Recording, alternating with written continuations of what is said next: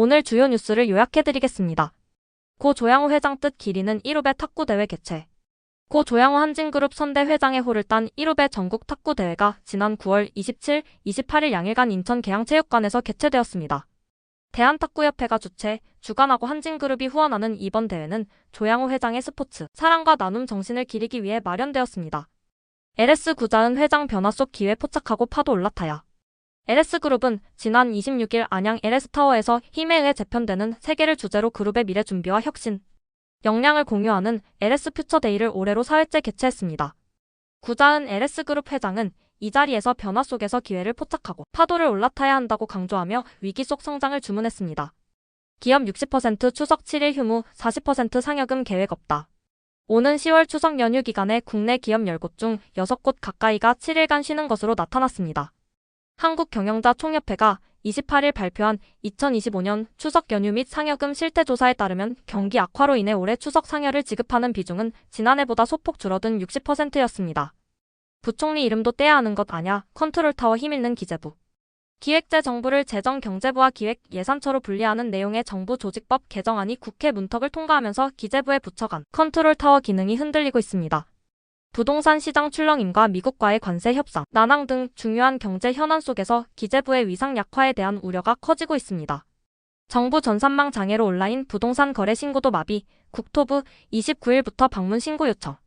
대전 국가정보자원관리원 화재로 정부 전산망과 연계가 필수적인 부동산 거래 관리 시스템 내 부동산 거래 신고 온라인 서비스도 장애가 발생했습니다. 이에 따라 국토교통부는 29일부터 관할시, 군, 구청에 직접 방문하여 부동산 거래를 신고해줄 것을 요청했습니다. 대출 상환, 공과금 납부 명절 이후 10월 10일로 연기. 추석 연휴와 대출 상환 만기 날짜가 겹치면 연체 이자 없이 만기일이 다음 달 10일로 자동 연기됩니다. 금융위원회는 금융회사와의 협의를 거쳐 공과금이나 카드, 결제일, 보험료 납부일도 같은 방식으로 자동 연장된다고 밝혔습니다. 숨고르는 코스피 미국 셧다운 우려 변수. 국내 증시는 추석 연휴를 앞두고 있습니다. 미국의 개인 소비 지출, PCE 물가지표 발표와 연방정부 셧다운 우려 등 불확실성 증대로 인해 단기 변동성 확대가 예상됩니다.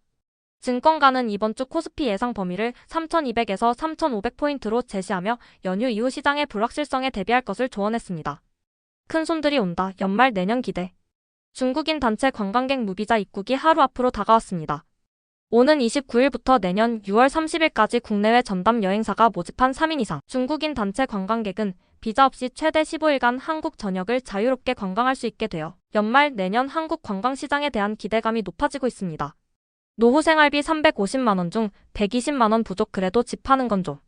노후에 필요한 한 달 생활비 350만원 중 은퇴 후 실제 조달 가능한 돈은 230만원에 불과한 것으로 나타났습니다.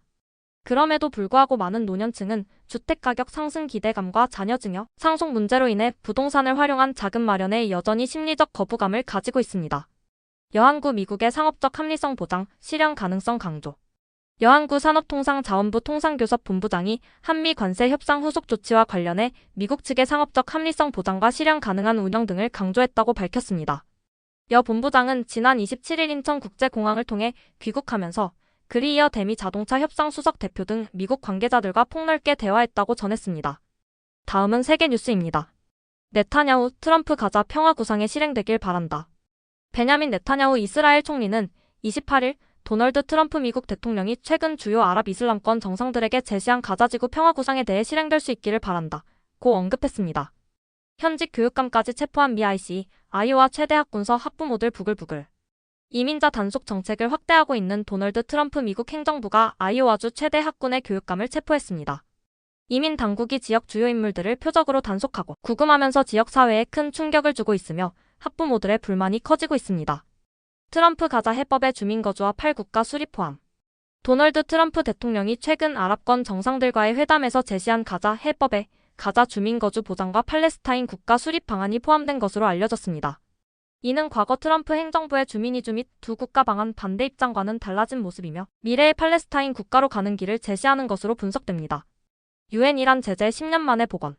이란이 비핵화 합의를 준수하지 않음에 따라 유엔의 대이란 제재가 10년 만에 복원되었습니다. 이는 영국, 프랑스, 독일 등 유럽 3개국이 고농축 우라늄 보유량 축소를 설득했음에도 불구하고 이란이 이를 거부한 데 따른 조치입니다. 미국 언론 트럼프 정부 셧다운 위기 속 29일 야당 지도부와 회동.